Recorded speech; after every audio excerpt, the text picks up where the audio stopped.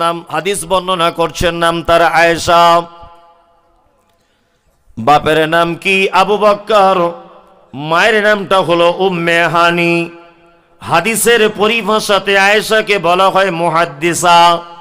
শুধু এখানেই ক্ষান্ত নয়, বিশ্ব নবী যত মেয়েকে বিয়ে করেছিলেন, একটা কুমারী মেয়েকে বিয়ে করেছিলেন, তার নাম আয়েশা। এখানেই শুধু ক্ষান্ত নয়, নবীজিকে বিয়ে করার আগে আয়েশাকে দুইবার স্বপ্নের মাধ্যমে দেখানো হয়েছে। শুধু এখানেই ক্ষান্ত নয়, আল্লাহর নবী আর আয়েশার বিয়ের মাঝখানের ঘটক ছিলেন কে? স্বয়ং আল্লাহ। শুধু এখানেই ক্ষান্ত নয়, আয়েশাকে না জীবনে 11,000 মহিলাকে তিনি দ্বীনের শিক্ষা দিয়েছেন। আয়েশাকে, আয়েশার আল্লাহর নবী আদর করে আয়েশাকে বলতেন হুমাইরা। তার মানে আয়েশা লাল রঙের পরিষ্কার ছিল, সাদা রঙের পরিষ্কার ছিলেন না। লাল রঙের পরিষ্কার হওয়ার কারণে আল্লাহ নবী ডাকতেন বড় আদর করে হুমাইরা বলে। শুধু এখানেই ক্ষান্ত নয়, হাদিসের ভিতরে যত মহিলা সাহাবিয়াতগণ হাদিস বর্ণনা করেছেন, সব থেকে বেশি হাদিস বর্ণনা করেছেন নাম তার আয়েশা। হাদিস বর্ণনাকারিণী আয়েশা কোন বিবি নবীজিকে করিলেন জিজ্ঞাসা, ও গো নবী তব সাথে দেখা হবে কার? নবী বলে দুনিয়াতে হাত লম্বা যার। মা আয়েশা বলে এ কথা যখন শুনিলাম কানেতে, কাটো খণ্ড লয়ে হাত লাগিলাম মাপিতে, দেখিলাম বিবি সওদার হাত লম্বা বলি, আমার মুখেতে ওগো পড়ে গেল কালি। হাত লম্বার অর্থ পরে পারিলাম বুঝিতে, দান ধন যারা করে এই দুনিয়াতে।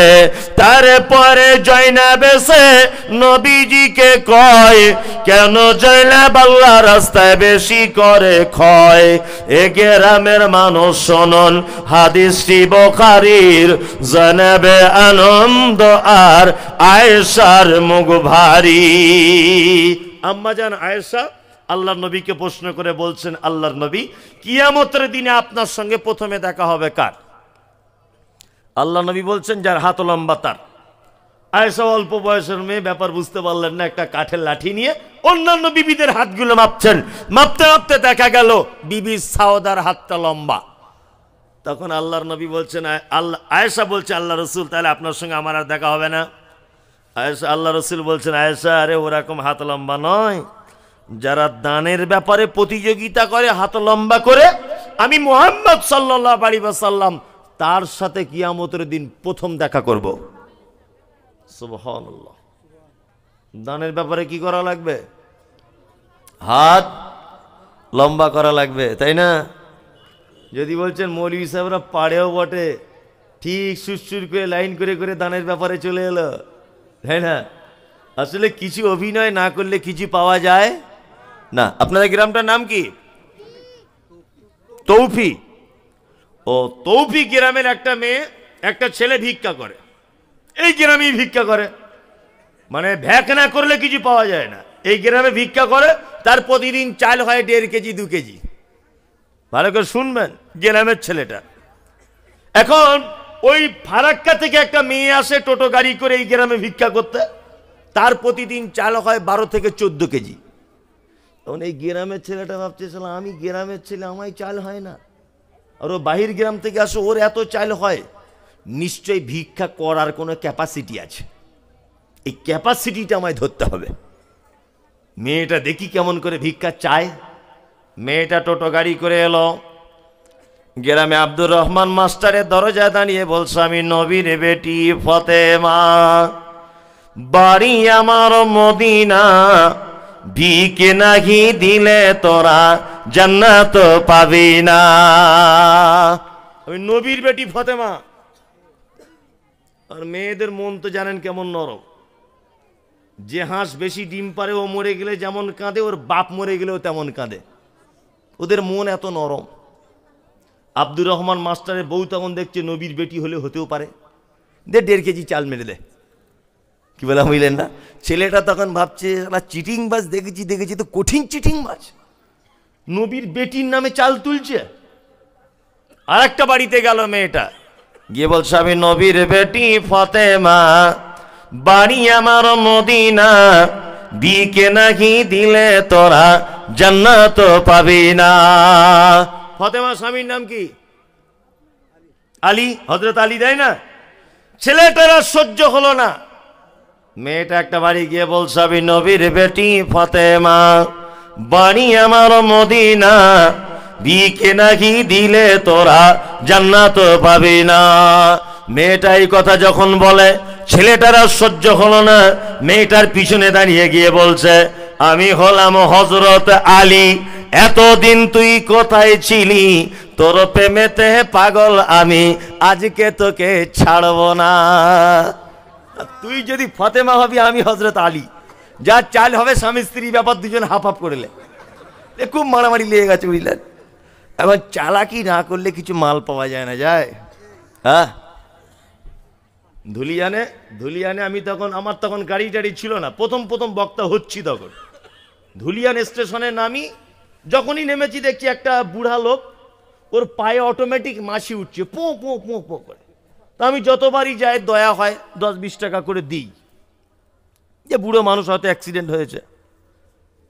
4-5 বছর দেখছি ওর মাছি উড়েই যাচ্ছে আর রস গড়িয়েই যাচ্ছে।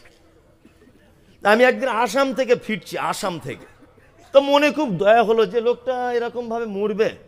তোকে একদিন বলছি চাচা এক কাজ করো না, টোটো করে আনছি, চলো তোমাকে আমি ধুলিয়ান হসপিটালে চিকিৎসা করাবো, যত টাকা লাগে সব আমার।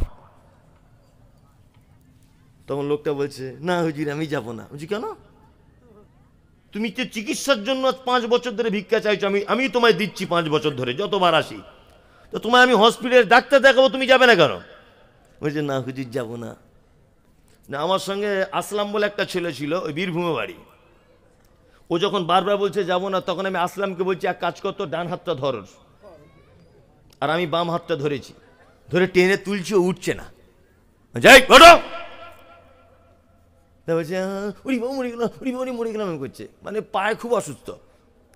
লাস্টে শেষ পর্যন্ত স্বীকার করলো যে পায়ে আখের গুড় দিয়ে প্রতিদিন সকালে আসি। কি বুঝলেন?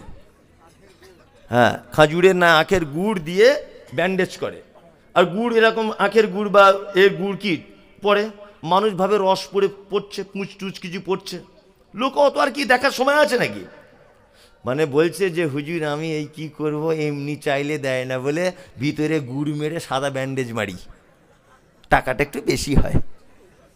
বুঝতে পারছেন? হ্যাঁ, তা আমাদেরও ঠিক তেমন কিছু চালাকি করে তবে আদায় টাদাই করা লাগে, তাই না? আর বক্তাদের দুয়ারও ক্যাপাসিটি আলাদা। কেউ 200 টাকা দিচ্ছে তো মাঝখানে ছেড়ে দিয়ে পালাচ্ছে, কেউ 2000 টাকা দিচ্ছে তো জান্নাতে এমন করে ঢোকাচ্ছে মনে হচ্ছে আর জায়গা নাই, মানে ঠেলে ঠেলে ঢোকাচ্ছে, আল্লাহর বাপকে দিতেই হবে যেমন হোক করে। 2000 টাকা দিয়েছে, কেউ 20 টাকা দিচ্ছে, দুয়াই করে না, তাই না?